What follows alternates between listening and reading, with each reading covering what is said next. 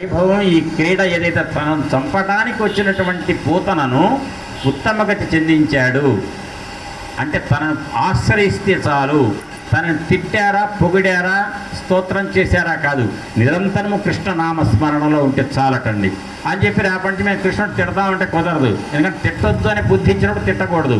తిట్టేవాళ్ళు వేరే ఉంటాడు, కంసుడు శిశుపాలుడు వాళ్ళు వేరే ఉంటారు. మనకి కృష్ణుడిని రాముడిని ఆంజనేయుడిని పొగడమని బుద్ధి ఇచ్చాడుగా భగవంతుడు. అంటే మనకి ఆ తిట్టడం చెల్లదు, మనం పొగిడితేనే ముక్తిస్తాడు మనకి. ఆ రకంగా ఈ కృష్ణుడి యొక్క కథలన్నీ అట గురు సంసార పయోనిధి తరణంబులు పాప పుంజ తరణంబులు శ్రీకరణంబులు ముక్తి సమాచరణంబులు బాలకృష్ణ సంస్మరణంబుల్. బాలకృష్ణుని సంస్మరించేటువంటి ఈ కథలు ఏవైతే ఉన్నాయో ఇవి ఎటువంటివి అంటే ఈ కథల యొక్క గొప్పతనం చెప్తున్నారు. మానవుడికి ఈ తలచడం వల్ల సంసార మహాసముద్రాన్ని దాటుతాం. సంసారం అంటే ఒకసారి సంసారంలో చిక్కుకున్నవాడు పైకి రాలేక కొట్టుమిట్టాడి పుట్టుట చచ్చుట మోక్షం లేదు. కానీ మోక్షం పొందాలంటే బాలకృష్ణ సంస్మరణలు కావాలి అని చెబుతూ మహాసముద్రాన్ని దాటడానికి ఓడలెట్టనో సంసార సముద్రాన్ని దాటడానికి ఓడలేవి అంటే బాలకృష్ణుడి యొక్క కథలు అంటే భాగవతాన్ని వినటం అని చెప్పి పాప సమూహాన్ని మనం చేసిన గత జన్మలలో తెలిసి తెలవక చేసిన పాపపు రాశి పట్టి పీడిస్తుంటే ఆ పాపాలని నాశనం చేయాలంటే దగ్ధం చేయాలంటే ఈ కృష్ణ కథలని భాగవతంలో కథలు వినాలి. దానికి సాధనాలు అవుతాయి ఈ భాగవత కథలు. సంపదలను సమకూర్చే ఉపాయాలే బాలకృష్ణుడి యొక్క కథలు వినటం. ముక్తిని ప్రసాదించే ఆభరణాలే బాలకృష్ణుడి యొక్క కథలు అని చెప్పాడు. ఈ రకంగా బాలకృష్ణుడు పూతను సంహరించి తనను చంపడానికి వస్తే తనే పూతన ప్రాణం తీసి తనలో ఉన్న మలినాలు కల్మషాలు పాపాలు పోగొట్టి స్వర్గాన్ని ప్రాప్తింపచేశాడు బాలకృష్ణుడు. పూతనకు అయిపోయింది. ఈ రకంగా పూతన సంహారం మొదటిది. బాలకృష్ణుడు వచ్చేసి అదొక లీల. నెల పిల్లవాడు పెద్ద రాక్షసి అందగత్తెలాగా వచ్చి పాలు ఇస్తాను తల్లిలాగా వస్తే పాలు తాగి కృష్ణుడు చచ్చిపోతాడు అనుకుంటే కృష్ణుడు పాలు గట్టిగా పీల్చి ప్రాణాన్ని కూడా పీల్చి పూతనను చంపటమే కాక స్వర్గలోక ప్రాప్తి అందజేశాడు పూతనకు. ఇది పూతన సంహార గాథ. ఇది అయిన తర్వాత ఒకసారట పిల్లవాడు బాలకృష్ణుడికి 3వ నెల వచ్చింది. 3వ నెల రాగానే బోర్ల పడ్డాట. బోర్ల బట్టి ఏం చేస్తారు అమ్మమ్మలు? బొబ్బట్లు. ఈగేమో కూడా బొబ్బట్లు వేసిందట యశోదాదేవి. వేసి ఫంక్షన్ చేసింది, జనాలందరినీ పిలిచి బ్రాహ్మణులను పిలిచింది, వాళ్ళకి గోదానం చేసింది, డబ్బు దానం చేసింది, చక్కటి భోజనాలు ఏర్పాటు చేసింది. అంతా అయిన తర్వాత మిగతా ముత్తైదువులకు వాయినాలు ఇస్తుందట, మిగిలిన బ్రాహ్మణులకు దానాలు ఇస్తుందట. పిల్లవాడు కాస్తనే అలసిపోయాడని చెప్పేసి వాడికి అన్నం పాలు ఇచ్చి పడుకోబెట్టిందట. 3 నెలల పిల్లవాడిని పడుకోబెట్టంగానే వాడు పడుకున్నవాడు ఒక్కసారి ఏం చేశాడు, నిద్ర అటు ఒత్తిగిల్లట అంటే ఎల్లికల పడ్డాట. పడి ఆకలైనట్టుగా పెద్దగా ఏడ్చాట. ఆకలైనట్టు ఏడిస్తే ఎవరు రావట్లేదట. ఎందుకంటే తల్లి ఎక్కడుంది? బ్రాహ్మణులకు సేవ చేయటం, ముత్తైదులకు సేవ చేయటం. నన్ను పట్టించుకోవట్లా, మా అమ్మ పాలు ఆకలి అవుతుంది అని చెప్పేసి రావట్లేదు మా అమ్మ అని ఒక్క కోపంతో ఒక్కసారి పడుకున్నవాడు కాలు ఇట్లా అన్నట్టు పైకి. ఆ కాలు ఎటువంటి కాలు అంటేనటండి ఇక్కడ అంటారు, వినండి జాగ్రత్త. కిసలయ విలసత్ మృదు చక్ర చాప రేఖాస్పద పదమున తన్నెనొక్క దండి అంటే మంచి బలంగా ఒక బండిని దన్నట్ట. 3 నెలల పిల్లవాడు ఎలికలు పడుకొని కాలు పైకి అంటే బలంగా దంతాడండి. వాడికి ఏమైనా ఉంటుంది ఆ బలం? తన్నట్ట ఈ పిల్లాడు. తన్నంగానే ఆ పడుకున్న దాని పక్కన ఒక శకటం ఉందట బండి. ఆ బండి గాల్లోకి ఎగిరి బండి ముక్కలైందట. ఒక్కసారి ఆ బండిలో పెట్టబడ్డ స్వీట్స్ అన్ని పట్టుకొచ్చారు ఈ ఫంక్షన్కి. ఆ స్వీట్లన్నీ నేల మీద పడిపోయినాయట. వచ్చారట, ఏంటి యశోదాదేవి నందుడు వచ్చారట. అరే ఈ బండిలో మనం స్వీట్లు పెట్టుకుంటే ఈ బండిని ఎవరో తన్నారు, ఎవరిదంటే మాత్రం బండి అవతల పడుతుంది, ఆకాశంలో కట్ట ఎగురుతుంది.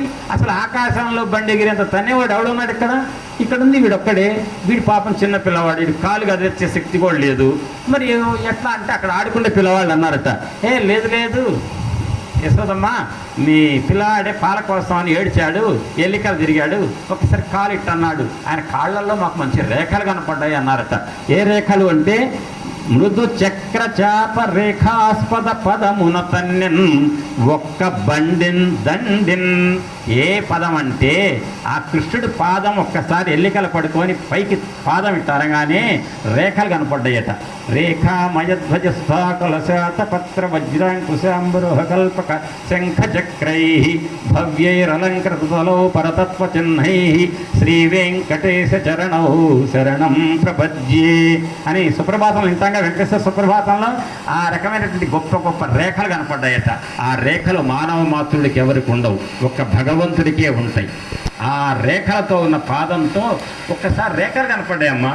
ఆ పాదం ఇట్లా అన్నాడు అనగానే బండి ఎగిరిందమ్మా అంటే, అరే పిచ్చివాళ్ళారా మాట్లాడకండి, పిల్లవాడేంటి బండి ఉందన్నట్టు వెంటరా, వాడిదంటే బండి ఎగురుతుందా అని పోతన గారు ఒక పద్యం రాశారు, జాగ్రత్తగా వినండి.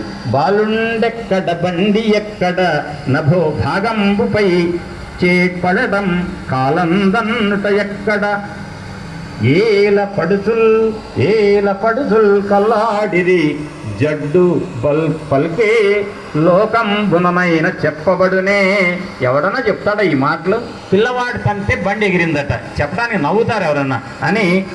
ఏ చందమో కాక అంచాలా పెంచుతూ వ్రేలు వ్రేతలు ప్రభూతాశ్చర్యులైరందరు. అందరూ ఆశ్చర్యపోయారట. ఏంటి ఎంత ఆశ్చర్యం, చిన్న పిల్లవాడు కాలు పైకెత్తితే ఒక బండి ఆకాశంలోకి వెళ్ళిపోయి బండి తునాతునకలైందా, చాలా ఆశ్చర్యంగా ఉందని చెప్పి, నాన్న ఆయన ఆకలితో ఏడుస్తున్నావు కదరా అని చెప్పి చనువాలు ఇచ్చిందట యశోదాదేవి, పడుకోబెట్టిందట. అక్కడ విచిత్రమైన పద్యం చెప్తారు, నాకేం మాట్లాడితే అది కనపడుతోంది ఆకాశం. అందుకోసం నేను ఇక్కడ అలసితివి కదన్న ఆకొంటివి కదన్న మంచి అన్న ఏడ్పుమానుమన్న సన్నుగుడువమన్న సంతసపడుమన్న అనుచు సన్నుగుడిపెనర్థకునకున్ అంటున్నాడు పోతన గారు. అంటే నాన్న ఆకలి, నాన్న అంటలే పోతన గారు. ఈ భాగవతం మొత్తంలో కృష్ణుడు ఎవరైతాడు, యశోదకి ఏమవుతాడు? యశోదకి కొడుకుని ఏమని పిలుస్తుంది? అన్న అన్న అంటుంది. అన్న అంటే అన్న ఇట్రా అన్న అంటారు. కొంతమంది ఏమంటుంటారు తల్లులు చిన్నపిల్లవాడిని నాన్న ఇట్రా అంట అంటే ఆయన నాన్న కాదుగా, అంటే ముద్దుగా పిలుచుకోవటం.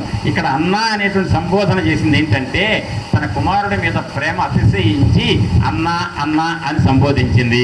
నీకు ఆకలిగా బాగా ఉందిగా నాన్న రా అని చెప్పేసి చనుబాలిచ్చి పడుకోబెట్టింది. ఆ తర్వాత ఒకరోజట ఈ రకంగా దాన్ని ఎవరంటే ఇంతకు ఆ బండిని తన్నాడే శకటాసురుడని రాక్షసుని పంపించాట కంసుడు. పూతనని పంపించాడు, ఒక ట్రైల్ అయిపోయింది. మళ్ళీ నెక్స్ట్ ఎవరిని పంపించాడు? శకటాసురుడిని పంపించాడు. వాడి సంగతి చూశాడు బాలకృష్ణుడు. ఈ తర్వాత ఒకరోజు ఒళ్ళో కూర్చోబెట్టుకుందట బాలకృష్ణుడిని, ఏడాది వయసు పిల్లవాడికి. ఇదే 3 నెలలప్పుడు బండిని అన్నాడు. ఏడాది వయసు పిల్లవాడిని ఒళ్ళో కూర్చోబెట్టుకుంది, పాలు ఇచ్చింది. కాసేపు అయింది, బరువు ఎక్కువైపోయింది. క్రమక్రమంగా బరువు పెరుగుతుంటే యశోదాదేవి వామ్మో ఈ బరువు నేను ఎక్కడ మోస్తాను, నా కాళ్ళు ఇరిగిపోతాయని భయం పుట్టి తీసి పక్కన కూర్చోబెట్టిందట. ఎందుకు అయిందట్లా? అమ్మా ఎందుకే నీ ఒళ్ళో కూర్చోబెట్టుకుంటావు, నాకు ఒక లేలంది ఇక్కడ, అసలు నన్ను పక్కన కూర్చోబెట్టంటే వింటుందా యశోదమ్మ? విందు. బరువు అవుతున్నట్ట, రోజు క్షణానికి కిలోలు పెరుగుతున్నట్ట. భయం పుట్టి పక్కన కూర్చోబెట్టిందట. కూర్చోబెట్టగానే ఒక్కసారిగా కంసుడి చే పంపడినటువంటి రాక్షసుడు తృణావర్తుడు అని ఉన్నాడు. తృణావర్తుడు ఆ రాక్షసుడు వచ్చేసి సుడిగాలిలాగా వచ్చాట. ఆ సుడిగాలిలాగా రాగానే అక్కడ ఉన్నటువంటి దుమ్మంతా లేచిపోయి అందరి కళ్ళల్లో పడి కళ్ళు మూతలు పడ్డాయి, చిమ్మ చీకట్లు వచ్చినాయట. ఉన్నట్టుండి సెకండ్లలో పెద్ద సుడిగాలి వచ్చి దుమ్మంతా రేగి కళ్ళల్లో పడి ఆ గోపబాలు గోపికలు ఎవ్వరు కూడా కళ్ళు తెరవడానికి వీలు లేనంతగా కళ్ళల్లో మట్టి పడింది. ఈ బాలకృష్ణుడు ఎక్కడున్నాడా అని తడుముతుంది, ఎక్కడ చూసే లేడు. ఎక్కడున్నాడు ఆ కృష్ణుడు ఎక్కడున్నాడని ఎదుగుతోంది పిల్లవాడు, ఎక్కడ దొరకల. అప్పుడు యశోదాదేవి ఏడవటం మొదలుపెట్టిందట. ఇదెక్కడా, నేను ఇక్కడే కూర్చోబెట్టాను పిల్లవాడిని, ఈ మాయదారి సుడిగా ఇంతలోకి వచ్చి నా పిల్లవాడిని ఎత్తుకుపోయింది, ఎక్కడికి ఎత్తుకుపోయిందో, ఎటుపడ్డాడో, గాలి ఊపుకి ఎటుపడ్డాడో అనుకుంటుందట. కానీ వచ్చిన గాలి ఎవరంటే గాలి రూపంలో వచ్చిన వాడు తృణావర్తుడనే రాక్షసుడు, మాయావి. ఆ సంగతి బాలకృష్ణుడికి తెలుసు. వాడి సంగతి పట్టాలని చూస్తున్నాడు ఈయన. తల్లికి తెలవదు. అంత సుడిగాలి పెద్దగా వస్తే గాలికి కొట్టుకోబోయాడు, ఎక్కడ పడ్డాడు పిల్లగాడని. ఎతకండి ఎక్కడ ఎదుగుతారు, చీకటిగా ఉంది, అంత చీకటి అయిపోయిందిగా అని పెద్దగా ఏడుస్తుంటే గోపికలు గోపబాలు అంతా కూడా ఎతకడానికి మేము మాత్రం ఏమి ఎదుగుతాం, కళ్ళలో మట్టి పడిందని చెప్పేసి అని ఓదారుస్తున్నారట. వాళ్ళు ఏడుస్తున్నంతలో ఏం జరిగింది, ఆ సుడిగాలి రాక్షసుడు బాలకృష్ణుని గట్టిగా పట్టారట. పట్టుకున్నాడు ఊరుకోవచ్చు కదా, పట్టుకొని గాలిలోకి ఎగిరాట ఆకాశంలోకి. ఓహో వీడు నన్ను పట్టుకొని ఏదో చేద్దాం అనుకుంటున్నాడా అని చెప్పి ఒక్కసారిగా 2 చేతులు ఆ తృణావర్తుడి యొక్క మెడ మీద పెట్టి కుత్తుక నాళాలు ఉంటాయి, కంఠ నాళాలు, ఆ నాళాలు గట్టిగా నొక్కి పట్టి క్రమక్రమంగా బరువు పెరుగుతుందట. పైదాకా వెళ్ళిన తృణావర్తుడు వామ్మో నేనే మోయలేకపోతున్నా, ఏంటి బరువేంటి, ఒక కొండ నా మెడకు వేలాడుతుందా అన్నట్టుగా తయారయ్యాట. ఈ లోపలనే తృణావర్తుడి మెడ కంఠనాళాలని ఒక్కసారిగా చంకని బిగిచ్చి చేతుల మధ్యలో నలిపేశాట. వాడి ప్రాణం పోయింది, కింద పడి ముక్కలైపోయాడు. చూశారు అందరికి కళ్ళు తిరుపడి పడ్డాయి, ఎవరికి కళ్ళలో దుమ్ము లేదు. ఇదిగో ఇక్కడే బాలకృష్ణుడు ఇక్కడే ఉన్నాడు, అదిగో ఆ ముక్కలు కింద పడ్డాడు రాక్షసుడు ఎవడో అని చెప్పి ఆ పిల్లవాడిని తీసుకొచ్చి యశోద గొప్ప చెప్పిందట. యశోద ఆనందపడిందట. అప్పుడు వాళ్ళందరూ అంటున్నారండి, జాగ్రత్తగా వినండి, మీతో అనిపిద్దాం అనుకున్నాను కానీ నేను అంటాను వినండి చాలు, ఈసారి ఎప్పుడైనా అందాం. మా అదృష్టం ఎంతదో, ఇంత బలవంతుడైన ఈ బాలకృష్ణుడు మేము ఆ పిల్లవాడితో కలిసి నందవ్రజంలో ఉండటానికి ఎన్ని జన్మల బట్టి పుణ్యం చేసుకున్నాము అని చెప్తున్నారు. జాగ్రత్త, చిన్నగా దౌత పద్యం జాగ్రత్తగా వినండి. గత జన్మం బులనేమి నోచితిమో, గత జన్మలో ఏం నోములు చేశాము, గత జన్మంబులనేమి నోచితిమో, యాగ శ్రేణులేమేమి చేసితిమో, ఎవ్వరికి ఏమి పెట్టితిమో, ఏ చింతారతిన్ ప్రొద్దుపుచ్చితిమో, సత్యములేమి పల్కితిమో, ఏ సిద్ధ ప్రదేశంబు త్రొక్కితిమో, ఇప్పుడు చూడగంటిమిచటన్ కృష్ణార్థకున్ నిర్భయం. ఎటువంటి భయం లేకుండా ఏడాది పిల్లవాడు అంత పెద్ద రాక్షస రూపంలో ఉన్న వాడిని మెడలు విరిచి చంపాడే, అంత నిర్భయుడైనటువంటి బలవంతుడైన కృష్ణుడిని మేము ఇంత కలిసి ఉన్నామంటే పోయిన జన్మలలో ఏమేం చేశాము అంటే ఏం చెప్పారు తెలుసా లిస్ట్ ఇక్కడ. గత జన్మం బుల ఏమి నోచితిమో, ఎన్నెన్ని వ్రతాలు చేశామో, ఎన్ని నోములు వచ్చామో, ఏమేమి యాగాలు చేశామో, యాగశ్రేణులు ఏమేమి చేసితిమో, తర్వాత ఎవ్వరికి ఏమి పెట్టితిమో, ఎన్ని సత్పురుషులు మహానుభావులైన వాళ్ళ పండితులకు బ్రాహ్మణులకు ఎన్నెన్ని దానాలు చేశామో మేము, ఏ యాగశ్రేణులు ఏమేమి చేసితిమో, ఎవ్వరికి ఏమి పెట్టితిమో. ఇక్కడ చూడండి ఒక మాట అంటాడు, నిజంగా చెప్పటం నాకు ఇష్టం లేకపోతే చెప్తున్నా. దానం చేయాలంటే ఎవరికి పడితే వాడికి దానం చేస్తే కలిసి రాదటండి. దానం పొందడానికి అర్హత ఉందా లేదా చూసి దానం చేయాలి, లేకపోతే దానం చేసినంత వృధా అవుతుంది. ఆ రకంగా ఈ ఎవ్వరికి ఏమి వ్యక్తితిమో, ఏ చింతారతిం ప్రొద్దు పుచ్చితిమో, మేము ఏ విషయాల మీద మనస్సు నిలిపి కాలం గడిపామో చెప్పండి. మందలపల్లిలో మీకు మాత్రమే వర్తిస్తుంది, దమ్మపేట మందలపల్లి ప్రజలకు మాత్రమే వర్తిస్తుంది ఈ మాట. నిరంతరం మీ నోటి నుంచి ఒక మాట వస్తుంది ఎప్పుడు. ఇవాళ మధ్యాహ్నం 2 నుంచి 3:10 వరకు ఏం చేశారు ప్రతిరోజు ఏం చేస్తున్నారు మధ్యాహ్నం 2 నుంచి 3? అది ఇక్కడ చెప్పారు. అంటే ఏ చింతారతిం ప్రొద్దు పుచ్చితిమో, కాలం గడవటానికి పొద్దుగోని రాజకీయాలో, పనికిమాలిన మాటలో, పక్కింటి వాళ్ళ మీద ద్వేషపు వ్యవహారాలు కాదు, సత్సంగం చేయాలి. అంటే ఇక్కడ ఏమన్నాడంటే మచ్చిత్త మద్గత ప్రాణ బోధయంత పరస్పరం కథయంతశ్చ మాం నిత్యం తుష్యంతిచ రమంతిచ అంటాడు భగవద్గీతలో కృష్ణుడు.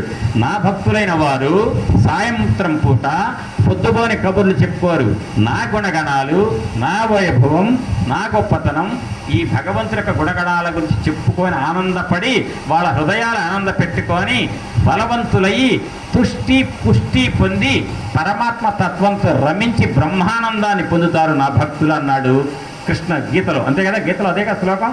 మచ్చిత్త మద్గత ప్రాణ బోధయంత పరస్పరం కథయంతశ్చ మాం నిత్యం తుష్యంతి చ రమంతి చ.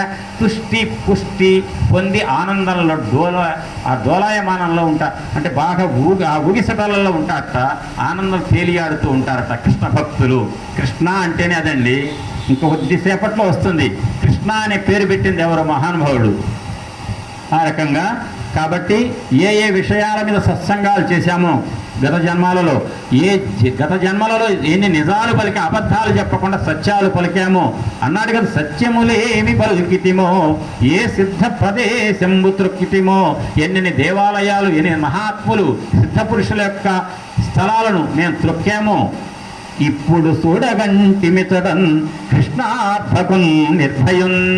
ఆ బాలుడుగా ఉన్న కృష్ణుడు ఏ భయము లేకుండా రాక్షసుడు వస్తే వాడిని మెడలు విరిచి చంపితే అటువంటి బాలకృష్ణుడు ఎదురుగా మేము చూస్తున్నామంటే ఎన్ని జన్మలలో ఎన్ని పుణ్యాలు చేసి నిజాలు పలుకుతూ వ్రతాలు చేసి దాన ధర్మాలు చేశాము కదా అన్నారు. ఆ రకంగా తృణావర్తుని చంపడం అయిపోయింది. ఒక రోజట యశోదాదేవి పాలిద్దామని చెప్పి ఆ పిల్లవాడిని చూడంగానే తన స్తన్యం ఉబికిందట బాగా. అంటే పిల్లవాడిని చూడగానే తల్లికి స్తన్యం ఉబకటం సహజం, తల్లి లక్షణం అది. వెంటనే పాలు ముద్దు పెట్టుకొని పాలు తాగిస్తుందట బాలకృష్ణుడికి. తాగి ఒక్కసారి తీసాట, ఆ స్తన్యం నుంచి నోరు ఇవతలి తీసి అమ్మ అని ఆవులిచ్చాట. ఒక్కసారి ఆవులిచ్చగానే నోట్లో భూమండలం మొత్తం కనపడిందట యశోదాదేవికి. నేను మీకు అక్కడ ఫిబ్రవరి 17వ తారీఖు చెప్పినప్పుడు ఆ లలితాంగి కనంబని బాలుని ముఖమందు జలది వన పర్వత భూగోళ దర్భ ఇది చెప్పాను. కరండమైన బ్రహ్మాండమున్ అని ఒక పద్యం చెప్పొచ్చినది. అంటే యశోదాదేవికి నోరు మన్ను తిన్నావా కృష్ణ అంటే, అమ్మా నా నోరు తెరుస్తున్నా, నీకు మట్టి వాసన వస్తుందో చూసి వస్తే కొట్టు, లేకపోతే వాళ్ళ తప్పని తేల్చు అని నోరు తెరవగానే లోపల నదులు, పర్వతాలు, భూమి, నందవ్రజం, యశోద అంతా కనపడ్డారు కృష్ణుడికి. బాలకృష్ణుడి యొక్క నోట్లో యశోదకు. అంతకు ముందు ఇది పాలు తీసుకుంటున్న పిల్లవాడు ఒక్కసారిగా స్తన్యించి నోరు బయటకు తీసి నోరు ఆవలించగానే ఆ నోట్లో సకల భూమండలం కనపడింది. అది మొదటిసారి యశోదాదేవికి విశ్వరూప సందర్శనం చేయించిన సందర్భం అన్నమాట. ఇది చేసింది కాగానే విశ్వరూపం చూసింది యశోదాదేవి. అమ్మా ఈ పిల్లవాడు మామూలు వాడు కాదు, వీడి నోట్లో సకల బ్రహ్మాండాలు కనపడుతున్నాయి, కాబట్టి నా పిల్లవాడు మామూలు పిల్లవాడు కాదు నిర్ణయానికి వచ్చింది.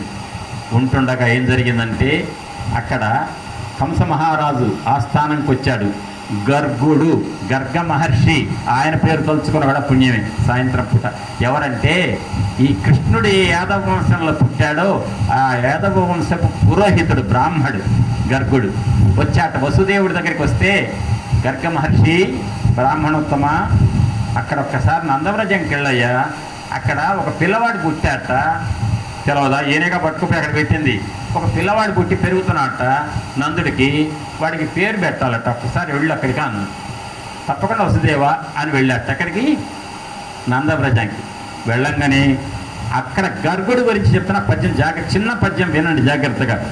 కోరి భజించను రాగానే గర్గ మహర్షి ఇంటి పురోహిత బ్రాహ్మణుడు రాగానే ఏం చేస్తారు? యజమాని నిలబడి అయ్యా నమస్కారం అయ్యగారు అంటారు కదా, నమస్కారం అయ్యగారు అంటున్నాడు. ఇక్కడ ఏంటంటే కోరి భజించను నందుడు పిలిచి, అయ్యా గర్గ మహర్షి మా ఇంటికి వచ్చారా, మా ఇల్లు పావనం చేశారా, రండి అని నమస్కారం పెట్టట. కోరి భజించను నందుడు సార గుణాచార మార్గున్ సత్సంసర్గున్ ఆరాధిత భర్గున్ అంటే శివారాధన నిరంతరం చేసేవాడు గర్గుడు. ఈయన ఎవరింటి పురోహితుడు? యాదవ పురోహితుడు. యాదవుడు ఎవరు? కృష్ణుడు, విష్ణువు. ఈయన ఇంటి పురోహితుడు ఎవరిని పూజిస్తాడట? శివుణ్ణి. అర్థం చేసుకోండి, అక్కడే శివుడికి విష్ణువుకి భేదం లేదు, ఇద్దరు ఒకటే. ఆరాధిత భర్గున్ మతిదూరిత షడ్వర్గున్ కుజన దుర్గున్ గర్గున్ అని రాశారు. అంటే దుర్మార్గులు ఎవరన్నా తన ప్రాంతానికి వస్తే దగ్గరికి రానివ్వడట, దూరంగుండు అంటాట. సజ్జనులుంటే చాలు, మంచిని ధర్మం సత్యం పలుకుతూ ధర్మం ప్రకారం మాట మీద నిలకడతో ఉండేవాళ్ళను చూస్తే గర్గుడు దగ్గరికి పిలుస్తాట. మాట నిలకడ లేనివాడు, అధర్మం పలికేవాడు, అసత్యం పలికేవాడిని దూరం చేస్తాట. అటువంటి గర్గుడు రాగానే గర్గ మహర్షికి నమస్కారం పెట్టి అంటాట. కొంతమంది అంటుంటారు ఇప్పటికి కూడా, మా ఇంటికి వస్తారులే మీరు అంటుంటారు చూసారా, ఆ మా ఇంటికి వస్తారులే అనే మాటే అంటున్నాడు ఇక్కడ నందుడు. ఏమన్నా అంటే ఊరకరారు మహాత్ములు, మహానుభావులు ఊరికి వస్తారా అంటారు. ఊరకరారు మహాత్ములు వారు అధముల ఇండ్ల కడకు వచ్చుటల్లం కారణము మంగళములకు నీరాక శుభంబు మాకు నిజము మహాత్మా. మహానుభావులైన పండితులు, బ్రాహ్మణోత్తములు అంత తేలిగ్గా వస్తారయ్యా మా ఇళ్లకు, మాలాంటి చిన్న చిన్న వాళ్ళ ఇళ్లకు. నువ్వు వచ్చావంటే నీ రాకయే మాకు శుభం అని చెప్పేసి నందమహారాజు అడిగి, వచ్చావుగా మహానుభావ, ఎట్లయినా నాకు ఇద్దరు పిల్లవాళ్ళు ఉన్నారు, వాళ్ళకి నామకరణం చేయవా అన్నట్ట. ఎవరు? నందుడు. పంపించిన ఆయన ఎవరు? వసుదేవుడు. ఆయన ఏం చెప్పాడు అక్కడ? నామకరణం చేయ, అక్కడ పిల్లవాడు పుట్టాడు అన్నాడు. వాళ్ళకి సెల్ ఫోన్ ఉంది, వాట్సాప్ ఉంది, ఏమన్నా ఆ రోజులు వాట్సాప్ లేవుగా. మరి ఆయన ఇక్కడికి వచ్చి వసుదేవుడు ఇటు చెప్పాడు, ఆయన చెప్పలేనా, ఊరికే వచ్చాడు, దండం పెట్టాడు, పెట్టగానే మా పిల్లలకి నామకరణం చేయవా అన్నట్ట. చెప్పండి, మీరు ఎవరైనా చెప్పగలుగుతారు సమాధానం? ఉపన్యాసం అయిన తర్వాత మీరు అంటే అక్కడ అవధారణ వెళ్ళిపోతుంటే నేను మంచి సమాధానం చెప్పడం కూడా కుదరదు కాబట్టి ఇప్పుడు నేనే చెప్పేస్తున్నా. అంటే అక్కడ వసుదేవుడిని పలికించిన, ఇక్కడ నందుడితో అడిగించిన, పలికించిన వాడు ఒక్కడే. ఎవరు? ఈయనే. ఆయనకు పేరు పెట్టే టైం వచ్చింది, ఆయనకు నామకరణం చేయించుకోవాలనుకున్నాడు. వసుదేవుడితో ఆ మాట అనిపించాడు, నందుడితో ఈ మాట అనిపించాడు, సిద్ధమయ్యాడు. ఏరయ్యా నామకరణం చేయాలో నీ పిల్లవాళ్ళు ఏరి అంటే, అది ఆడుకుంటున్నారు పిలుస్తున్నా అని. నాయన బలరామ అనలా, ఇంకా పేరు పెట్టలేదు ఇంకా. అరే రారా పిల్లలారా రాండి అంటే వచ్చారు ఆడుకుంటున్న పిల్లలు. కృష్ణుడిని పోల్చాడు, నల్లగా ఉన్నాడు కదా, నల్లటివాడు కృష్ణుడే కదా. ఎత్తుకున్నట్ట, ఎత్తుకొని కళ్ళ వెంట నీళ్లు కార్చేటండి. ఆ విషయం నిజంగా చెప్పేటప్పుడు నాకు కూడా ఇబ్బంది వస్తుంది, మరీ నేను అనుభవిస్తే. గర్గుడు కళ్ళ వెంట నీళ్లు కార్చి, తండ్రి మునులు యోగులు జన్మ జన్మల తపస్సు చేస్తే నీ దర్శనం కాదయ్యా, నీ తత్వం అర్థం కాక తికమొక్కబడి జన్మలని వృధా చేసుకుంటారు తపస్సుతో. అయినప్పటికీ కూడా ఎన్ని జన్మలో తపస్సు చేస్తే నీ దర్శనమే కాదే. అటువంటి పరమాత్మవు నువ్వు ఒక చంటి పిల్లవాడిగా నా ఒడిలో ఉన్నావు తండ్రి అని చెప్పి ఏడ్చాట. కళ్ళమట్టి నీళ్ళు వచ్చినాయట. పరమాత్మ ఎవరు? బ్రహ్మ విష్ణు మహేశ్వరులకు వాళ్ళ స్థానాలు కల్పించినటువంటి పరబ్రహ్మమే బాలకృష్ణుడిగా వచ్చి నా ఒడిలో ఉన్నాడంటే నా జన్మ ఏం ధన్యమైంది అనుకున్నట్ట గర్గుడు. ఏడుస్తుంటే తన్మయం చెంది వేరే లోకంలోకి వెళ్ళిపోయాట. నందుడు అన్నట్ట, అయ్యగారు లేవండి మా పిల్లలకి నామకరణం చేయాలి కదా అని అప్పుడు లేచేట. అంటే కృష్ణుని ఎత్తుగానే మర్చిపోయాడు వాళ్ళు. అప్పుడు అన్నట్ట, ఈ పిల్లవాడు బాగా బలిష్ఠుడు కదా, తర్వాత ఒకళ్ళ తల్లి గర్భంలో ఉంటే తీసుకురాబడి ఇక్కడ ప్రవేశపెట్టబడ్డాడు కాబట్టి, సంకర్షణం చేస్తే పుట్టాడు కాబట్టి వీడి పేరు బలం కలిగిన వాడు కాబట్టి బలరాముడు అని పెట్టండి. సంకర్షణం వల్ల వచ్చాడు సంకర్షణుడు అని పేరు పెట్టమన్నాడు. అయిపోయింది కదా. అంటే రోహిణి కుమారుడు పేరు బలరాముడు. ఇక యశోద దగ్గర పెరిగాడు, కానీ యశోద పుట్టాడని అనుకుంటున్నారంతా. వాడు 4 యుగాలు 4 రంగులు ఉంటాయి. ఈయనకి ఏమేంటి అనుకున్నారు? తెలుపు రంగులో ఒక జన్మ ఉంటుంది. ఈయనకి పుట్టేవాడు కాదేనా, ఈయనకు పుట్టుక లేదు చావు లేదు. అనుకున్నప్పుడు అవతరిస్తాడు, కాలం తిరగనే వెళ్ళిపోతాడు. ఆయన సరదాగా లీలా విలాసం కోసం వచ్చి ఆయన ఒక యుగంలో తెల్లగా, ఒక యుగంలో ఎర్రగా, ఒక యుగంలో పసుపు రంగులో, ఇంకో యుగంలో నల్లగా. ఇప్పుడు ఈ యుగంలో నల్లగా వచ్చాడుగా. నలుపు అంటే ఏంటి? కృష్ణ అంటే నలుపు. కృష్ణ అంటే నలుపు రంగు, కృష్ణ అని పేరు. కృష్ణ అంటే అర్థం నలుపు కాబట్టి నల్లగా ఉన్నాడు కాబట్టి కృష్ణ అని పేరు పెట్టమన్నాడు. అని పెట్టి ఈ పిల్లవాడికి కృష్ణ అని పేరు పెట్టమన్నాను కదా. నిజంగా కృష్ణ అంటే ఏంటో తెలుసా? కృష్ణ అంటే ఆనందం, అన అంటే ఎల్లప్పుడు నిరంతరం ఆనందాన్ని ఇచ్చేటువంటి పేరు ఏదంటే కృష్ణ. ఆ పేరు అంటేనే ఆనందం అట. కృష్ణ అని పేరు ఉండగానే కిట్టు అని పిలుస్తారు. ఆ కిట్టు బొట్టు ఎందుకు చెప్పండి, కృష్ణ అనవచ్చు కదా. కృష్ణ అంటే ఆనందాన్ని ఇచ్చేటువంటి పేరు. అది వేదంలో ఉన్నటువంటి భగవంతుడి యొక్క నామం. కృష్ణ అని పిలవండి అన్నాడు. అని ఈ పిల్లవాడికి ఈ పేరు నేను కృష్ణ అని పెట్టాను కదా, కానీ ఇతనికి చాలా గొప్ప సాహస కృత్యాలు చేసి అనేక పేర్లు పొందుతాడు అన్నట్ట. వినండమ్మా జాగ్రత్తగా, ఈ మాట వినండి. నేను పెట్టిన పేరు ఏంటంటే కృష్ణ. ఈయన వాసుదేవుడికి కూడా ఒకసారి కొడుకుగా పుట్టాడు, వసుదేవుడికి కూడా. కాబట్టి ఈయన వాసుదేవుడు అనొచ్చు, అంతేకాని వసుదేవుడు కొడుకు అని చెప్పట్లే. ఒకప్పుడు వసుదేవుడికి కూడా కొడుకుగా పుట్టాడు, అందుకని వాసుదేవుడు అనొచ్చు. ఈసారి వచ్చినప్పుడు చెప్తా వినండి, ఈ పేరు ఉట్టికి కాదు. ఈ పేరు ఉట్టిగా వసుదేవుడు కొడుకు అంటే వాసుదేవుడు. క్లాత్ పొట్టకి తాడు చుట్టుకుంటే ఆ రోజు మీకు ఫిబ్రవరి 15 నాడు చెప్పా, ఏమని? రోజు కట్టేస్తే ఇటు పక్క తాడు పొట్టకు కట్టింది.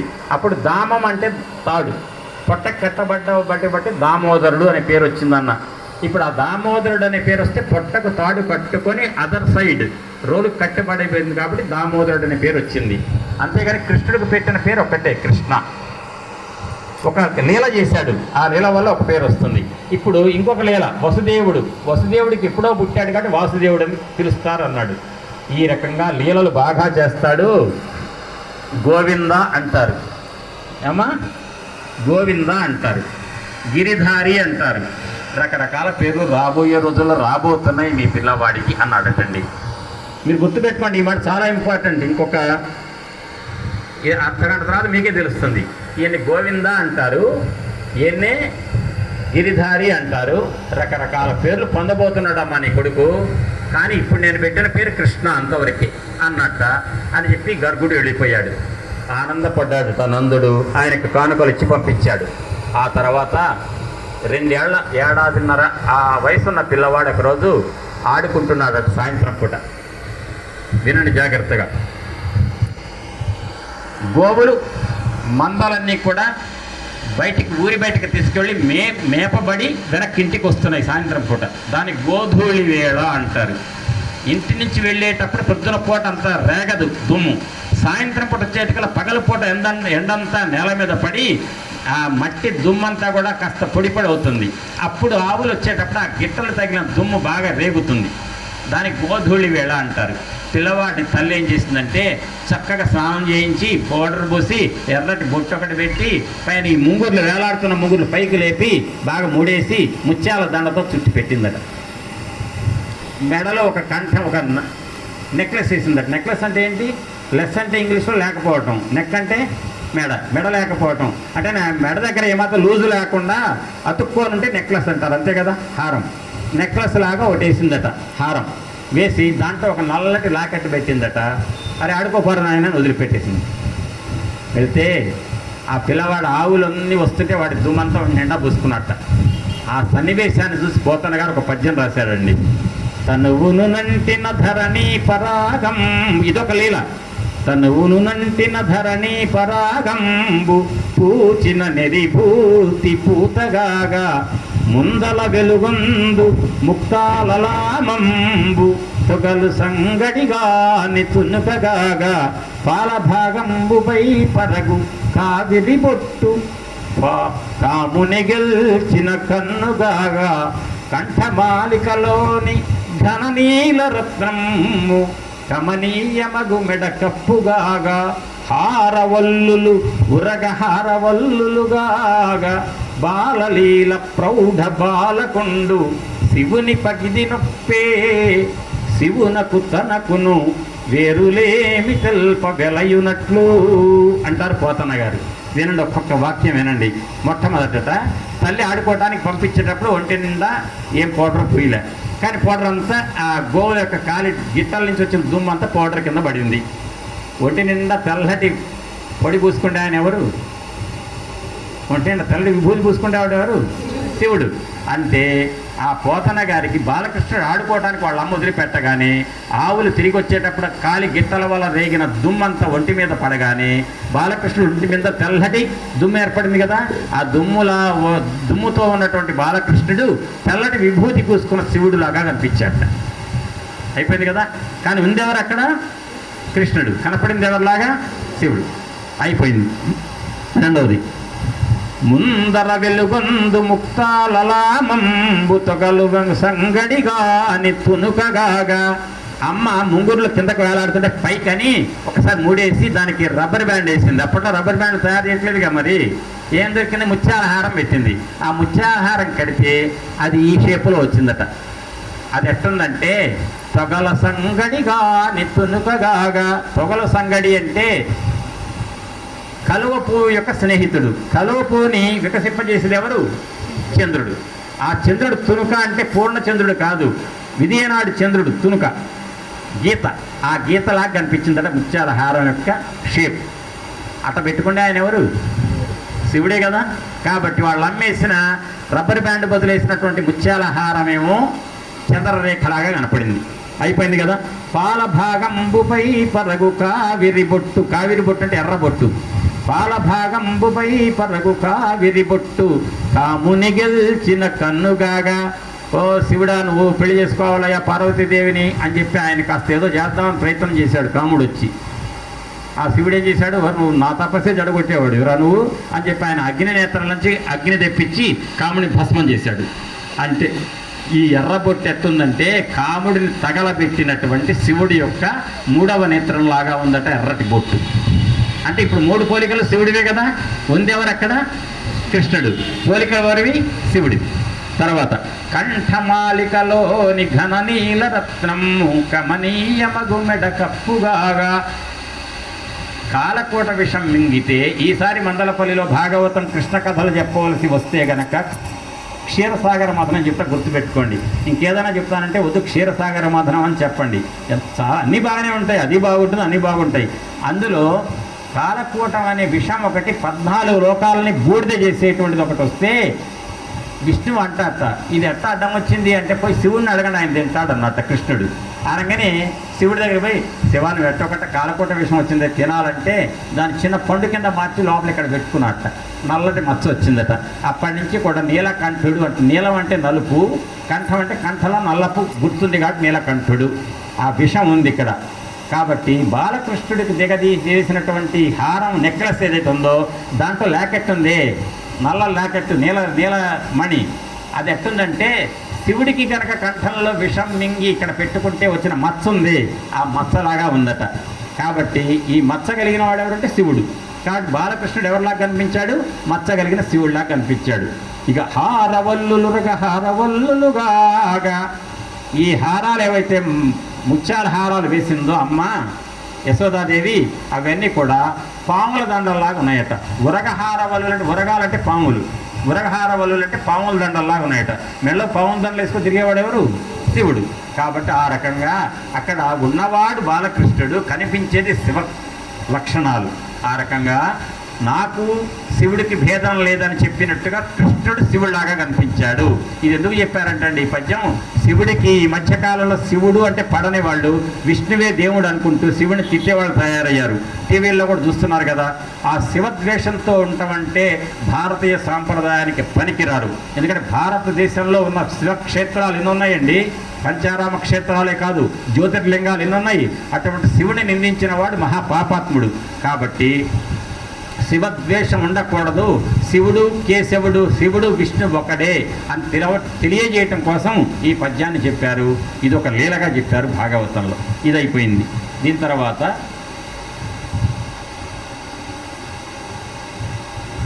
ఇంకొక లీల. ప్రతి సంవత్సరం కూడా నందవ్రజంలో ఒక అలవాటు ఉంది. ఏంటి అలవాటు అంటే వర్షాకాలం రాబోయే ముందు అందరూ కూడా నందవ్రజంలో ఉన్న యాదవ పెద్దలంతా సమావేశమై, ఏమండి మరి ఎండాకాలం అయిపోతుంది, వర్షాకాలం రాబోతుంది కదా, భూములన్నీ పచ్చిక బాగా మొలవాలి, పంటలు పండాలి, మరి ఆవులకు మేతలు రావాలి, చల్లటి వాతావరణం ఉండాలి, దప్పిక తీరాలంటే నీళ్లు కావాలంటే వర్షాలు కురవాలి కదా. వర్షాలు కురవాలంటే ఎవరికి ప్రార్థన చేయాలి మనం? ఇంద్రుడికి యాగం చేయాలి అని యాగం చేయడానికి సిద్ధమయ్యారు. యాగం చేయడానికి సిద్ధమై కృష్ణుడి దగ్గరికి వచ్చారు. వచ్చి ఈ రకంగా యాగం చేద్దామని తలపెట్టాము అనగానే ఆయన అన్నట్టు, బాలకృష్ణుడు అన్నట్ట, మీరు పెద్దవాళ్ళంతా, నేను చిన్నపిల్లవాడిని, యాగం చేస్తున్నారు. ఎవరి కోసం చేస్తున్నారు యాగం? ఇంద్రుడికి ఎందుకు యాగం చేయాలి? అసలు ఇంద్రుడు ఏ రకంగా మనకు ఉపయోగపడుతున్నాడు? నాకు అర్థం కావట్లే. శాస్త్రం చెప్పిందా? మీ ఇష్టం గుడ్డి నమ్మకంతో చేస్తున్నారా? శాస్త్ర ప్రకారం చేస్తున్నారా? ఎవరు చెప్తే చేస్తున్నారు నాకు చెప్పండి అన్నట్ట అని అంటాడు. ఒక్క మాట, ఈ రకంగా పూజలు చేసేవాడిని నిరుత్సాహపరచకూడదు. మీరు చేసే ఇంద్ర పూజలు మంచివే, కానీ అందులో ఒరిజినాలిటీ లేదు, శాస్త్రం లేదు అన్నట్టు కృష్ణుడు.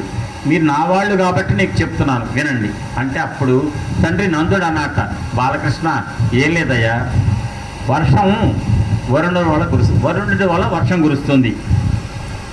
6 గుణాలతో సంపన్నత్వం పొందినటువంటి దేవుడు ఎవరంటే మనకి ఇంద్రుడు. ఆయన కనుక యాగం చేస్తే యాగానికి అధిపతి అయితే ఆయనకి ఇష్టపడి ఆయన కంట్రోల్లో ఉండేది మేఘాలు. ఇంద్రుడికి కనుక మనం సంతృప్తి పడి యాగం చేస్తే ఇంద్రుడు మేఘాలకు చెప్తాడు, మేఘాలారా వర్షించండి, నందగోకులంలో వర్షాలు వచ్చేట్టు చేయమంటాడు ఇంద్రుడు. వర్షాలు పడితే పంటలు పండుతాయి. ఇవన్నీ కూడా మనకు కావాలి కదా అని మఖము సేయ వజ్రి మది సంతసించును. మఖము అంటే యజ్ఞం, యాగం. మఖము సేయ వజ్రి అంటే ఇంద్రుడు, మది సంతసించును, హాయిగా ఆనందపడతాడు ఇంద్రుడు. అప్పుడు వజ్రి సంతసింప వాన గురియు, ఇంద్రుడు ఆనందపడితే వాన కురుస్తుంది. వాన కురియ కసవు వసుమతిని పెరుగును. వసుమతి అంటే భూమి, భూమి మీద వర్షం కురిస్తే గడ్డి మొలుస్తుంది. కసువు అంటే తెలుసుగా మీకు? కసవు అంటే ఏంటి? గడ్డి, పచ్చగడ్డి పెరుగుతుంది. కసవు మేసి ధేను గణము బ్రతుకు, ఆ పచ్చగడ్డి తిని ఆవులు బ్రతుకుతాయి అని ధేనువులు బ్రతికినే. ఒకవేళ ఆవులు బ్రతికితే హాయిగా అన్నం తింటే మనకు ఘనమైన పాడి వస్తుంది. పాడి పంటలు వృద్ధి చెందితే మనం కప్పం కడతాం కంసుడికి, మన రోజులు మంచిగా వెళతాయి, పాడి పంటలతో వృద్ధి చెందుతాం అని చెప్పాడు. అని చెబితే అప్పుడు కృష్ణుడు ఏమంటారు తెలుసా? కర్మమున పుట్టు జంతువు కర్మమునను వృద్ధి పొందు కర్మమున చెడు కర్మమే జనులకు దేవత కర్మమే సుఖ దుఃఖములకు కారణమధిప. తండ్రితో అంటున్నాడు, వినండి అమ్మ జాగ్రత్తగా, మంచి పద్యం ఇది. ప్రతి మనిషి కూడా ఒక గొప్ప ఇంట్లో పుట్టాడంటే వాడు గొప్ప పనులు చేసి పూర్వజన్మలో పుణ్యాలు చేసేవాడు పుట్టాడంటారు. ఒక హీనమైన పుట్టక పుడితే వాడు పాపాలు చేశాడు హీనమైన పుట్టక పుట్టాడంటారు. ప్రతి మనిషి కూడా తన పూర్వజన్మల కర్మల యొక్క ఫలితంగానే జన్మ మంచిదా హీనంగా దొరుకుతుంది. ఈ జన్మలో మనకు ఆహారం దొరకటం కూడా మనం చేసే కర్మల బట్టే ఉంటుంది. మనం గనక ఎవరికి చెడు కనుక చెరుపు చేయకపోతే మనకేం ఇబ్బంది లేదు. ఇందాకే మా తులసమ్మ గారు శంకర్ గారు మాట్లాడుతూ ఏదో ధాన్యం ఇంటికి రావాలన్నా కలిసి రావాలన్నా అంటే ఏది జరగాలన్నా మనం చెడు చేయకుండా ఉంటే చాలు. మనం ఎదుటి వాళ్ళకి చెడు తలపెట్టకపోతే మనకి ఏ చెడు జరగదు. ఎదుటి వాళ్ళకి సహాయం చేయకపోతే చేయకపోయావు, ఎదుటి వాళ్ళకి చెడు చేయకు, ఎదుటి వాళ్ళకి హాని చేసే అర్హత మనకు లేదు అనుకున్నాం. అదే మాట ఎదుటి వాళ్లకు బాధ పెట్టకుండా ఉంటే మన కర్మల ఫలితాలు మంచిగా ఉంటే అన్నీ మంచిగా జరుగుతాయి. దానికి ఇంద్రుడు ఏం చేస్తాడు? ఇంద్రుడి వల్ల మనకు ఒరిగేది ఏమీ లేదు. మన మానవులు ప్రతిదీ కూడా ఈ సృష్టి జరిగింది, సృష్టి సృష్టించబడిందంటే దైవీ హేష గుణమయీ మమ మాయ దురచ్చయ మామేవయే ప్రపద్యంతే మాయా మేతాం తరంతితే. కృష్ణుడే చెప్పాడు భగవద్గీతలో, ఈ లోకాన్ని సృష్టించడానికి నేను సత్వగుణం రజోగుణం తమోగుణం అనే దాన్ని మూడింటిని పెట్టి దాన్ని పిసికి బాగా మిక్సర్ చేశా. ఆ మూడింటిని సపరేట్ చేయలేరు. ఆ మూడింటిని కలిపినటువంటి మిక్సర్ని పెట్టి మాయ అనే దాంతో ఈ లోకాన్ని సృష్టించా. కాబట్టి దాంట్లో పడి కొట్టుకుంటున్నారు మానవులు. బాగుపడాలంటే నన్ను ఆశ్రయించండి, నా పాదాలు ఆశ్రయించండి, ఈ మాయని దాటి వెళ్ళిపోతారు, మోక్షం పొందుతారు. మాయలో పడి కింద కొట్టుకుంటారా? పుట్టండి చావండి, పుట్టండి చావండి, ఆ చక్రంలో కొట్టుకోండి. ఒకవేళ నా పాదాలు పట్టుకుంటారా, భక్తితో అనన్యమైన భక్తితో నన్ను సేవిస్తారా, మాయ దాటి పైకి తీసుకెళ్ళి మోక్షం ఇస్తా అన్నాడు కృష్ణుడు. ఆ రకంగా 3 గుణాలతో ఉన్నటువంటి ఈ లోకంలో సత్వగుణం వల్ల రజోగుణ ప్రేరణ వల్ల మబ్బులు వర్షిస్తాయి. దానికి ఇంద్రుడు చేసేది ఏమీ లేదు. పరమాత్మ చేసిన దాని వల్లనే ఈ సృష్టిలో మాయలో ఉన్న రజోగుణం వల్ల వర్షాలు వస్తున్నాయి. ఇంద్రుడికి యాగం చేయక్కర్లేదు అని చెప్పాడండి కృష్ణుడు. మరి ఏం చేయాలి అంటే, మన పర్వతాలు ఉన్నాయి కదా, ఆ పర్వతాలు ఏం చేస్తాయి తెలుసా? బాగా కడుపుతో ఉన్న స్త్రీ 9 నెలల గర్భిణిలాగా కురవటానికి సిద్ధంగా ఉన్న నల్లటి మేఘాలు ప్రసరిస్తుంటే మధ్యలో కొండలు అడ్డం రాగానే కొండ తగిలి మేఘాలు బ్రద్దలై వర్షాలు పడతాయి. కాబట్టి కొండలకి మనం పూజ చేయాలి తప్ప ఇంద్రుడు ఎవడు అన్నట్టండి కృష్ణుడు. ఎందుకన్నాడు తెలుసా? ఇంద్రుడు ఎవడు అనగానే రేపటి ఇంద్రుడిని తిట్టకండి. ఎందుకన్నాడో దీని తర్వాత చెప్తాడు ఒక మాట కృష్ణుడు. ఇంద్రుడు గర్వంతో ఉన్నాడు బాగా. ప్రతి ఏడు నాకు ఇంద్రయాగం చేస్తున్నారని గర్వించి నేనే అన్ని రాక్షసులను చంపుతానని గర్వం పెరిగిపోయిందట. గర్వం పెరిగిన వాడికి గర్వం అణచడానికి కృష్ణుడు భగవంతుడు అప్పుడప్పుడు కొన్ని లీలలు చేస్తుంటాడు. అందులో ఇదొక లీల. అందుకని మీరు యాదవ పెద్దలారా, మీరు ఇంద్రుడికి యాగం చేయకండి అన్నట్ట కృష్ణుడు అనగానే పెద్దలంతా విన్నారు.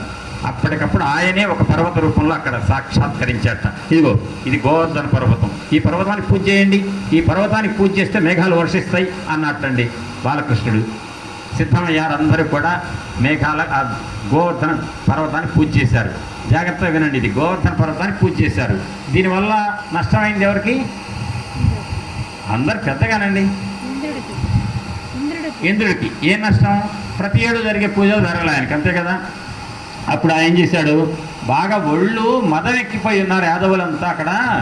వాడు బాలకృష్ణుడు వాడికి మంచి చెడు తెలియదు, పెద్ద చిన్న తెలియదు, వాడికి శాస్త్రం తెలియదు, ఏం తెలియదు. ఇంద్రుడికి యాగం చేయొద్దని చెప్పి అందరు రెచ్చగొట్టాడు యాదవుల్ని. వాళ్ళు కూడా బాగా మదం ఎక్కుండి వాడి మాట వింటున్నారు. వేరేడంత లేడు పిల్లవాడు, వాడు చెప్తే మాట వింటామేనా అట్లా చేశారని చెప్పేసి అని వెంటనే తన కంట్రోల్లో ఉన్నారు కదా, తన కంట్రోల్లో ఉంటారు. ఇప్పుడు భారతదేశం ధర్మబద్ధంగా ఉంటే కూడా మిసైళ్ళు పంపిస్తామంటే ఆ మిసైల్ మనల్ని ఏమైనా చేస్తాయా? ధర్మం ఎక్కడ ఉన్నప్పుడు ఏమి చేయవు. అట్లే 9 మిసైళ్ళు చూసుకున్నాడు ఆయన ఇంద్రుడు. ఏంటంటే సంవర్తకం, ఆవర్తకం, పుష్కరం, ద్రోణం, కాలం, నీలం, అరుణం, తమస్సు, వారుణం అనేటువంటి కాలమేఘాలు అవి. ఆ భయంకరమైన కాలమేఘాలను పిలిచి, కాలమేఘాలారా వెళ్ళండి. నందవ్రజం మీద ఎట్ట వర్షం కురిపిస్తారంటే వడగళ్ళ వాన, పెద్ద పెద్ద వడగళ్ళు పడాలి. ఒక వడగండు రాయి పడితే ఆవు చచ్చిపోవాలి, ఆవు ఏడవాలి. ఈ స్త్రీలు గోపికల మీద పడాలి, వాళ్ళు పోవాలి. అప్పుడు కానీ బాలకృష్ణుడు చెబితే మనం విని ఈసారి పర్వతానికి పూజ చేశాము, బుద్ధి తక్కువై ఇంద్రుడు చేయలేదు, ఇంద్రుడు పూజ చేస్తుంటే ఎంత బాగుండేది అని చెప్పి బాలకృష్ణుడి మీద తిరుగుబాటు చేస్తారు. అప్పుడు బాలకృష్ణుడికి ఇంద్రుడికి యాగం చేద్దాం దారికి వస్తాడు. కాబట్టి బాలకృష్ణుడికి ఉన్నటువంటి పొగరు దిగాలంటే మనం భయంకరమైన వాన కురిపించాలన్నట్ట. వాన కురిపించడం సిద్ధమయ్యారు వాళ్ళు. అప్పుడు అన్నట్టు ఒక మాట, మీ వెంట బొత్తు నేను ఐరావణ నాగంబు దిక్కి రయమొప్పంగా దేవగణంబులతోడను గోవిందుని మందలల్ల కొందల బెట్టన్. ఆ గోవిందుడు ఎవరైతే కృష్ణుడున్నాడో వాడి యొక్క మందలున్నాయే, ఆవుల మందలు, వాళ్ళని నా హింసలు పెడతా, నేను వస్తున్నా రాండి, నేను అక్కడే ఉంటా, మీరంతా కూడా భయంకరమైన వాన కురిపించండి అని మొదలుపెట్టాట. వాన కురుస్తుంటే ప్రళయకాలాన్ని గుర్తు తెచ్చేంత పెద్ద పెద్ద మెరుపులు, ఉరుములు, పిడుగులు అటండి పడుతుంటే, ఒక రాయి పడుతుంటే, వడగళ్ళ రాయి పడుతుంటే, ఆవులు అంబారావం చేస్తుంటే, కృష్ణ చచ్చిపోతున్నామయ్యా కాపాడు కృష్ణ అని చెప్పేసి ఏడ్చి మొరబెట్టుకున్నట్టున్నాయటండి ఆవుల అరుపులు, అంబారావాలు. ఒక యాదవ పెద్దలు ముసలి వాళ్ళు వచ్చారట, కడు ముసలి వాళ్ళు వచ్చారట. అన్నారట, వాసుదేవ కృష్ణ ఏంటయ్యా నువ్వు, ఎక్కడున్నావయ్యా నువ్వు, నీ మాట వినే కదా గోవర్ధన పర్వతానికి పూజ చేశాం, ఇంద్రుడికి చేయలేదు కదా యాగం, అక్కట వానదోగి వ్రజమాకులమయ్య కదయ్య కృష్ణ నీవెక్కడ ఉంటివి, ఇంత తరవేల సహించితి నీ పదాబ్జముల్ చిక్కుగనున్న గోపకులు దీనతనంద భయాపహారి వై గ్రక్కున కావక ఇట్లు నీకి కారుణికోత్తమ నీకు పాడియే. మేము ఇంత బాధపడుతుంటే ఎక్కడ దాక్కొని ఆడుకుంటున్నావయ్యా నువ్వు, కాపాడక్కర్లేదా కృష్ణ, నిన్నే నమ్ముకొని ఉన్నాం కదా బాలకృష్ణ, నువ్వు చెప్తేనే కదయ్యా గోవర్ధన పర్వతానికి పూజ చేశాం అని చెప్పి అంటే, ఓహో తల్లులు మీరంతా కూడా ఏం కంగారు పడకండి అని వాళ్ళ మాటలు విన్నట్ట. ఇంద్రుడికి మదం ఎక్కిపోయి వాడికి పూజ చేయలేదని, యాగం చేయలేదని, గోవర్ధన పర్వతానికి పూజ చేశామని అహంకారం దెబ్బతిని ఇగోలు, ప్రతి వాళ్ళకి ఇగోలు అనమాట. ఈ మధ్య ఎక్కువ మాట మన మధ్యలో అనిపిస్తుందిగా, ఇగో వచ్చింది, అంత ఇగోనా ఇంద్రుడికి, ఆ ఇగో అనుద్దాం అని అనుకున్నట్ట.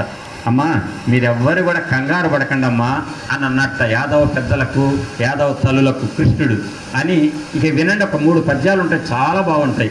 కిరియై ధర ఎత్తిన హరికరి సరసిజ ముకుళమెత్తుగతి త్రిభువన శంకరకరుడై గోవర్ధన గిరి ఎత్తెన్ చక్కన్ ఒక్క కేలన్ లీలన్. ఇక్కడ త్రిభువన శంకర అంటే ఏంటి, శంకరం అంటే శుభం, 3 లోకాలకు కూడా శుభాలు కలిగించేటువంటి వాడెవరు అంటే కృష్ణుడు. ఆయన ఏం చేశాడు అంటే పంది రూపంలో వచ్చి, వరాహ రూపంలో వచ్చి భూమండలాన్ని పైకెత్తినటువంటి చందాన ఈ బాలకృష్ణుడు గోవర్ధన పర్వతాన్ని ఒక్క చేతి వేలుతో, ఇటు చిటికిన వేలుతో లేపాట, పైకి లేపాడు గోవర్ధన పర్వతాన్ని. ఎత్తి వడగళ్ళవాన పడుతుంటే మీరంతా కూడా భయపడుతున్నారు, అంతే కదా, మీ మీద రాళ్ళు పడుతున్నాయని. రండి ఈ గోవర్ధన పర్వతం కింద దాక్కొని హాయిగా తలదాచుకోండి. గోవర్ధన పర్వతం పైకి ఎత్తంగానే నేల మీద ఏమేర్పడుతుంది, గోవర్ధన పర్వతం పైకి ఎత్తాడు, కింద నేల మీద ఏమేర్పడుతుంది, లొంద, పెద్ద లొంద ఏర్పడుతుంది కదా. అక్కడ అంటాడు ఒక మాట, ఇక్కడ 2 పద్యాలు విన్న జాగ్రత్తగా. బాలుండాడుచు ఆతపత్రమని సంభావించి పూగుత్తికెంగేలందాల్చిన లీల లేనగవుతో కృష్ణుడు ఆతన తానం మహాశైలంబున్ వలకేల దాల్చి విపుల ఛత్రంబుగా పట్టిన భీల భర్చుత దుశ్శిలాచకిత గోపీ గోపంతికిన్ అంటారండి. ఎంత గొప్ప పద్యం వినండి జాగ్రత్తగా. బాలుండాడుచు ఆతపత్రమని సంభావించి, ఈ ప్రాంతంలో ఏమైనా పూల చెట్లు ఉన్నాయనుకోండి, తల్లులు ఎవరైనా పిల్లలు తీసుకొచ్చారనుకోండి, ఇక్కడ తల్లులు ఇక్కడ కబుర్లు చెప్పుకుంటుంటారు, కబుర్లుగా పారాయణం చేస్తుంటారు, పిల్లలు ఆడుకుంటారు. అక్కడికి పోయి ఆ పువ్వు చెట్టు కింద పువ్వు ఉందనుకోండి, మందార పువ్వు, దాన్ని తెంపుతాడు, ఇదిగో గొడుగు అనుకుంటే తిరుగుతాడు ఆడుకుంటూ సరదాగా. ఆ గొడుగు అవుతుందా పువ్వు అంటే వాడు ఆట, పువ్వును పట్టుకొని గొడుగని ఆడతాడు. ఒక మందార పువ్వుని ఒక చిన్న పిల్లవాడు ఆడుకోవడానికి ఎంత తేలిగ్గా మోస్తాడో అంత తేలికగా బాలకృష్ణుడు గోవర్ధన పర్వతాన్ని చిటికని వేల మీద ఎత్తాడయ్యా. ఎత్తేటప్పుడు స్వము భయ బరు అంటలాట, నవ్వుతున్నట్ట, మందహాసంతో ఎత్తి పట్టుకున్నట్ట. పట్టుకొని గోవర్ధన పర్వతాన్ని ఎత్తిన తర్వాత కింద లంద ఏర్పడింది. ఒక్కసారి పర్వతం ఎత్తగానే వినండి, గోపబాలురు అంటే మగవాళ్ళు యాదవులు, గోపికా స్త్రీలు యాదవులు ఆడవాళ్ళు, గోవులు ఆవులు. వినండి, మూడిట్లో మొదటి అక్షరం ఏంటి? గో. గోపబాలురు, గోపికా స్త్రీలు, గోవులు. ఈ 3 గోలల్లో గోవులకు నోరు లేదు కదా, అవి మాత్రం గోవర్ధన పర్వతం కిందకు వచ్చినాయట. గోపబాలురు, గోపికా స్త్రీలు మాత్రం రాలేదట. ఏమో ఆ బాలకృష్ణుడు చిటికన వేలు ఇరిగిపోతే అది పడిపోతే మనం నలిగిపోతాం కానీ అక్కడ చూస్తున్నారట. అమ్మ నోరు లేని ఆవులు వచ్చినాయి, తలదార్చుకున్నాయి. ఈ అగత్య ఏర్పడిందిగా, కింద పెద్ద లోయ ఏర్పడింది కదా, ఆ లోయను హాయిగా దిగి ఆడుకోండి మీరు, రాండి, ఏం చేయదు అని. రా తల్లి, అమ్మ రా, రమ్ము తండ్రి, తండ్రులారా రండి, తల్లులారా రండి, రా తల్లి రమ్ము తండ్రి వ్రేతలు గోపకులు 2.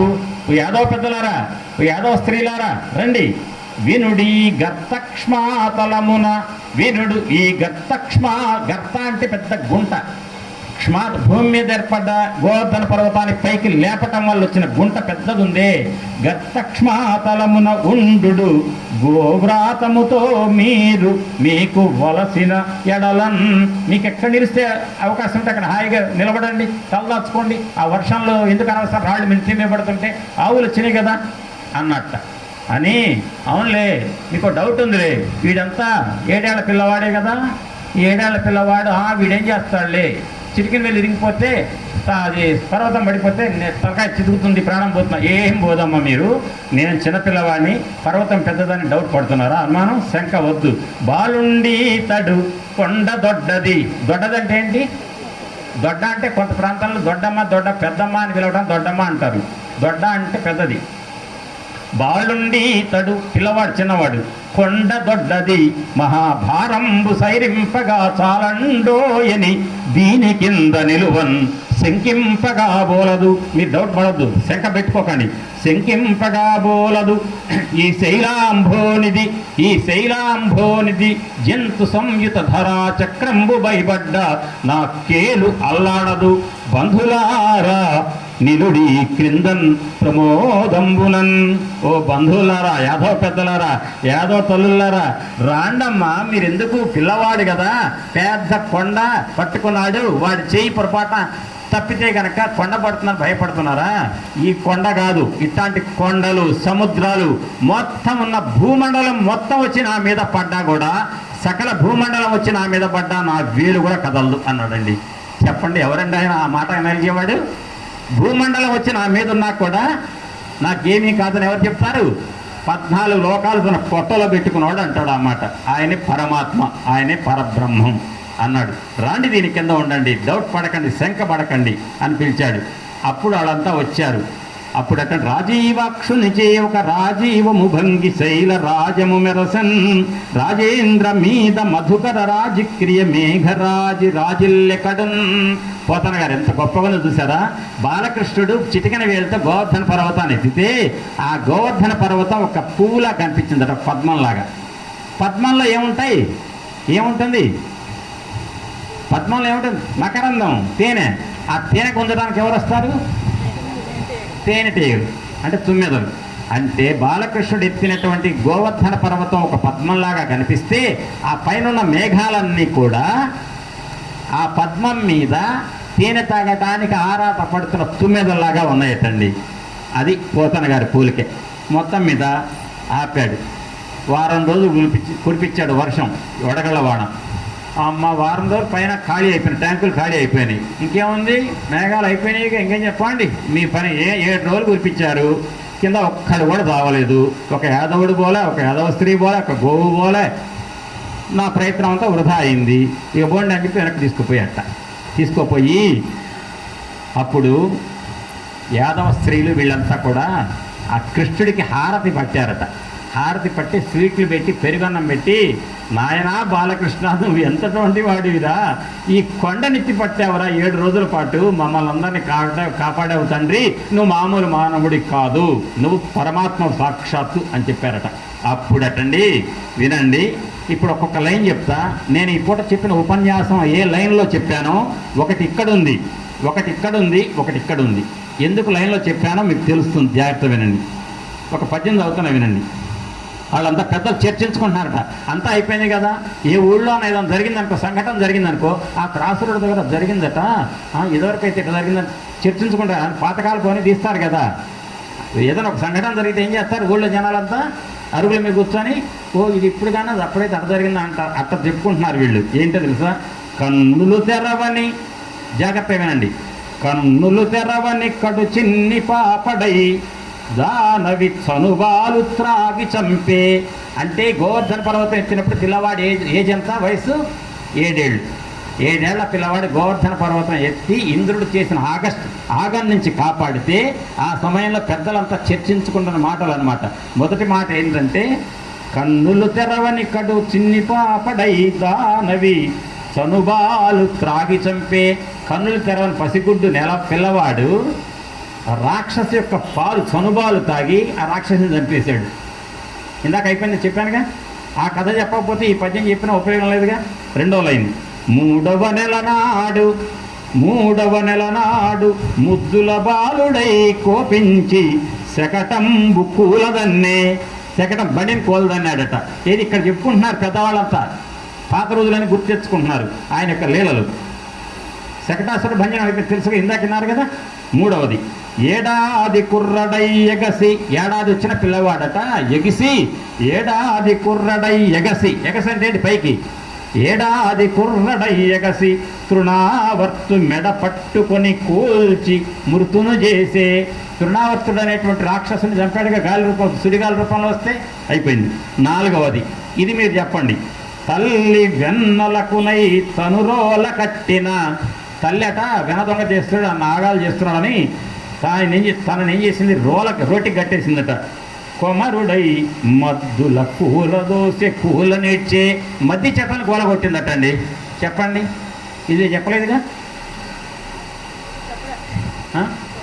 రోలికి తాడు కట్టి, కృష్ణుడి పొట్టకి తాడు కడితే ఈడ్చుకోపోతే 2 మద్ది చెట్ల మధ్యలో నుంచి చెప్పానా, ఎప్పుడు ఫిబ్రవరి 15 చెప్పించా, బాబా గారు కూడా చెప్పా కదా. కాబట్టి ఇది కూడా అయిపోయింది. ఈ రకంగా చేశాడు అని చెప్పి ఆయన యొక్క ఇంత గొప్ప పనులు చేసినటువంటి బాలకృష్ణుడు నెల లోపల రాక్షసుని చంపాడా? 3 నెలలోనే పెద్ద తృణావర్తుడిని ఆకాశంలో పోయి చంపుతాడా మెడ పట్టుకొని? ఏడాది పిల్లవాడ ఏమో శక్తాసురుడు చన్నాడు 3 నెలలు, ఏడాదికేమో తృణావర్తుడు చంపాడు. ఇప్పుడు ఏం చేశాడు, 2 ఏళ్ల పిల్లవాడు అప్పుడు వచ్చేసి రోలుకు కట్టేస్తే మధ్య చెట్లను కూల్చాడు, ఇద్దరికి ఇచ్చాడు మోక్షం. ఇప్పుడు 7 ఏళ్ల పిల్లవాడు గోవర్ధన పర్వతాన్ని ఎత్తి నంద గోకులాన్ని కాపాడాడు అని ఆయన గొప్పతనం చెప్పుకుంటున్నారట. ఇదంతా విన్నాడు. విని బ్రహ్మదేవుడికి బుద్ధి వచ్చిందట. 7 రోజులు నేను కురిపించిన జడివాన నుంచి కాపాడి ఒక వేలు మీద గోవర్ధన పర్వతం లేపగలిగాడంటే ఇంకెవరు చేయలేరు, ఆ పని పరబ్రహ్మం అయితే చేయగలుగుతాడు అని చెప్పి వచ్చి అట్ట దండం పెడుతూ వచ్చి, నీ సామర్థ్యమిరుంగ మేఘములచే నీ ఘోషమున్ భీషణోగ్రసారంబున ముంచితిన్ మఖము నాకై వల్లవులు సేయరంచో. సర్వేశ, ఓ కృష్ణ, నువ్వు బాలకృష్ణుడు కాదు, నిన్ను అవమానం చేయాలని చెప్పి నాకు ఇంద్రయాగం చేయకుండా నువ్వు అడ్డుపడ్డావని నీ మీద కోపంతో, యాదవుల మీద కోపంతో నేను భయంకరమైన మేఘవృష్టి కురిపించా. కానీ భవన్ మహత్వమున నా ఉద్యోగం ఇట్లయ్యే. ఉద్యోగం అంటే ఏంటి, జాబ్ కాదు. ఉద్యోగం అంటే ప్రయత్నం. నేను చేసిన ప్రయత్నం అంతా విఫలమైంది. కారణం ఏంటి, నీ శక్తి ముందు నేను దిగదుడిపే.